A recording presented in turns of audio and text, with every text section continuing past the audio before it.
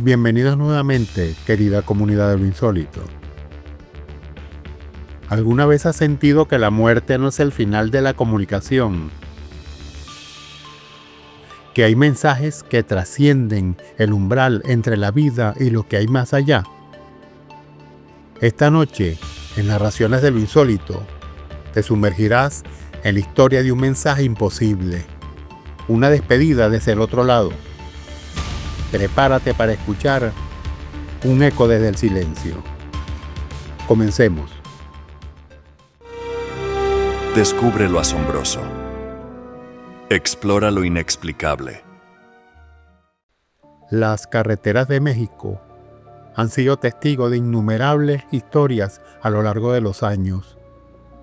Algunas se cuentan en comedores al amanecer, otras solo se susurran en las paradas nocturnas. La que voy a contarte esta noche pertenece a esas últimas, esas que hacen que los viejos camioneros miren sobre sus hombros antes de hablar.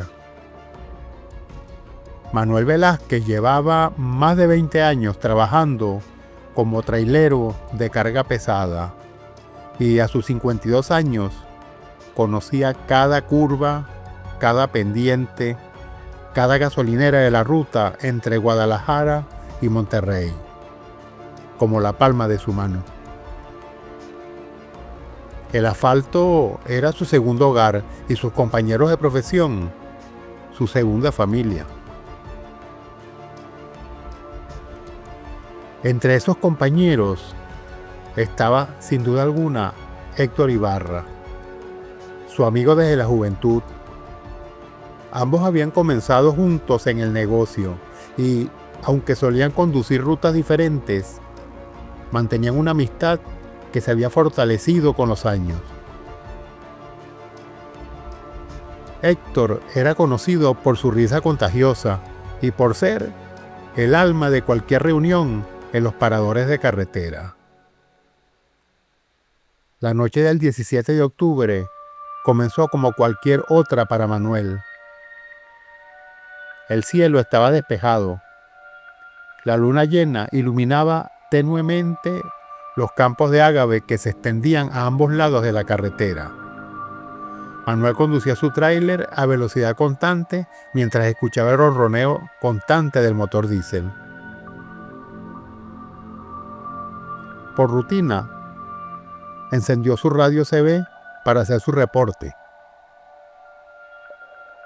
Aquí Lobo Solitario en el kilómetro 178. Todo en orden. ¿Alguien en la frecuencia? Cambio. Después de recibir algunas respuestas cortas de otros camioneros, Manuel giró el dial de su radio para sintonizar la frecuencia privada que solía usar con Héctor y otros compañeros cercanos. Era una vieja costumbre para combatir la soledad de los largos trayectos nocturnos. Búho nocturno llamando a Coyote del desierto. ¿Me copias, Héctor? Soy Manuel. Hubo un momento de estática antes de que la voz familiar de Héctor respondiera. Te copio, Búho nocturno. Qué gusto escucharte, compadre. ¿Cómo va ese viaje?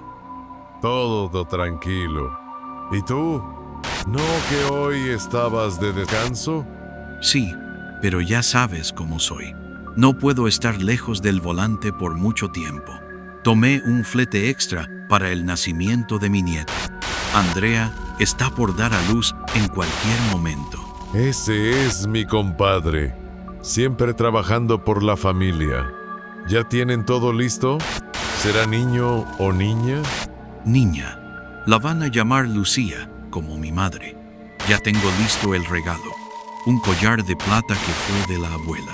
Tradiciones que no se deben perder, Manuel. Manuel sonrió.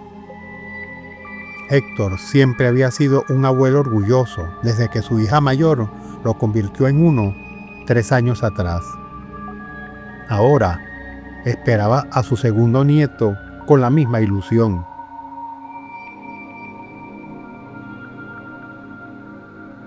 La conversación fluyó naturalmente, como siempre lo hacían entre viejos amigos. Hablaron sobre los cambios en las tarifas de peaje, recordaron anécdotas de sus primeros viajes e incluso planearon una reunión para celebrar el nacimiento de la pequeña Lucía. Manuel, hay algo que siempre he querido decirte. Gracias por todos estos años de amistad. Eres como un hermano para mí. Vamos, Héctor. Hablas como si te estuvieras despidiendo. Nos quedan muchos kilómetros de carretera por recorrer juntos. Hubo un silencio extraño, mucho más largo de lo normal. Luego, la voz de Héctor volvió, pero sonaba diferente, como si estuviera hablando desde un lugar muy lejano. Cuida a mi familia cuando no esté, hermano. Y recuerda siempre tener cuidado en la Cuesta del Águila. Ese barranco no perdona. En ese momento, la radio emitió un chirrido agudo, seguido de un estruendo ensordecedor. Manuel retiró rápidamente el micrófono, sorprendido por el ruido. Héctor, ¿me escuchas? Solo la estática respondió. Manuel intentó varias veces restablecer la comunicación, cambiando frecuencias y ajustando su equipo, pero todo fue inútil. Con una sensación incómoda en el estómago, decidió llamar a la central de su empresa desde su teléfono satelital cuando llegó a una zona con cobertura. Central, soy Velázquez. ¿Pueden contactar a Ibarra? Estábamos hablando por la radio y se cortó la comunicación de forma extraña. Recibido, Velázquez. Permítame verificar. Un momento. Así, los segundos se convirtieron en minutos, mientras Manuel esperaba con una sensación creciente de inquietud. Velázquez, Ibarra no está en ruta esta noche. De hecho, lamento informarte que hubo un accidente hace aproximadamente 40 minutos. El tráiler de Héctor se salió de la carretera en la Cuesta del Águila. Los servicios de emergencia están en el lugar, pero me temo que no hay sobrevivientes. Aparentemente perdió el control en una curva. Manuel sintió que el mundo se detenía. Sus manos comenzaron a temblar, mientras sostenía el teléfono con tanta fuerza que sus nudillos se pusieron blancos. No puede ser. Acabo de hablar con él. Hace menos de 10 minutos estábamos conversando sobre su nieta, sobre planes futuros. ¿Qué dices, Velázquez? Eso es imposible. El accidente ocurrió hace casi una hora. Los paramédicos confirmaron el fallecimiento en el lugar. El impacto fue... Lo siento mucho. Así Manuel completó su ruta esa noche como un autómata, incapaz de procesar lo que había sucedido. Al llegar a la terminal, pidió a otro compañero, experto en radios, que revisara su equipo.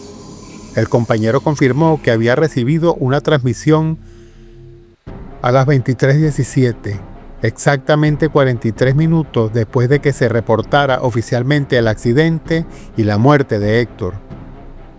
Los técnicos no pudieron explicar cómo era posible que la radio hubiera captado una transmisión de Héctor cuando su equipo había quedado completamente destruido en el accidente. Algunos sugirieron interferencias, otros hablaron de grabaciones que de algún modo se habían activado esa noche, o incluso una broma macabra de alguien que conocía su clave. Pero Manuel sabía la verdad. La conversación había sido real, actual, específica para esa noche. Héctor había mencionado el nombre de su nieta por nacer, Lucía, un nombre que la familia decidió justo ese día. Y lo más perturbador, le había advertido específicamente sobre la Cuesta del Águila, el exacto lugar donde él había perdido la vida. 3 días después, durante el funeral de Héctor, Manuel se acercó a la hija de su amigo para darle el pésame. Ella sostenía en sus manos un pequeño collar de plata. Es extraño. Papá dejó esto sobre su mesa de noche antes de salir a trabajar esa noche, con una nota que decía que era para Lucía, como si supiera que no regresaría, como si supiera que sería niña, cuando ni siquiera nosotros lo sabíamos con certeza hasta ayer. Manuel no contó a nadie sobre su última conversación con Héctor. Algunos secretos son demasiado personales, demasiado inexplicables para compartirlos. Pero desde esa noche, cada vez que se acerca a la Cuesta del Águila, disminuye la velocidad mucho más de lo necesario y revisa personalmente los frenos de su camión, honrando así la última advertencia de su amigo. Y ocasionalmente, en noches especialmente silenciosas, cuando sintoniza la vieja frecuencia privada, juraría entre la estática que podría escuchar una risa familiar, lejana, como un eco desde el silencio. ¿Fue una comunicación desde el más allá o simplemente una coincidencia inexplicable? Hay conexiones que trascienden nuestra comprensión. Mensajes que encuentran formas de llegar a su destino incluso cuando todas las leyes físicas dicen que es imposible. Esto ha sido Eco desde el silencio, en Narraciones del Insólito. Si esta historia resonó en ti como una radio en la noche, no olvides suscribirte a nuestro canal y activar las notificaciones para no perderte nuestras próximas historias que desafían la realidad. Recuerda, a veces las frecuencias más importantes son aquellas que no podemos explicar. Hasta la próxima. Nos vemos en un próximo programa. Gracias.